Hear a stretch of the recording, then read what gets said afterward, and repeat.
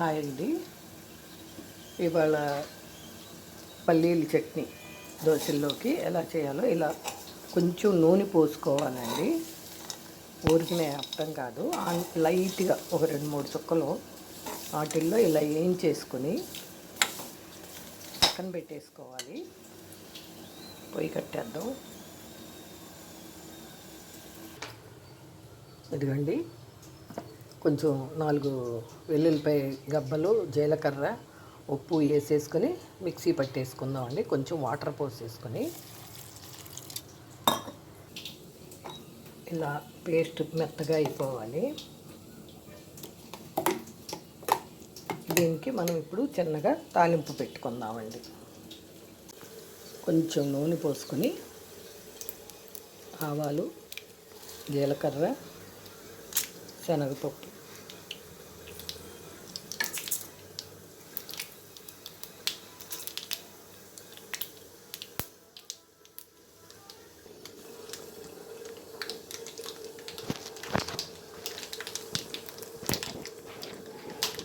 ఎండుమిరపకాయలు,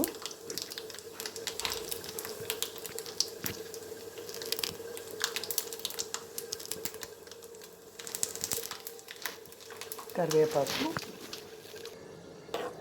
తాలింపులో ఇంగువ కూడా వేసుకోవాలండి. ఎందుకు వేసుకోవాలంటే కొంతమందికి పల్లీల చట్నీ పడదండి, గ్యాస్ అని అట్లా అనుకుంటూ ఉంటారు. ఆ ఇంగువ వేసుకోవటం వలన అరుగుదల బాగుంటుందండి. ఇది దోశల్లోకి బాగుంటుంది, ఇడ్లీలోకి బాగుంటుందండి.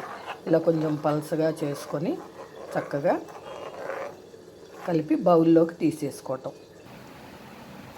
చూడండి, చక్కటి dosa chutney ready.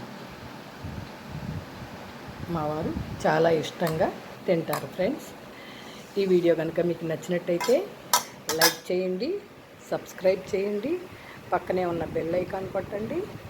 Please support me friends. Thank you.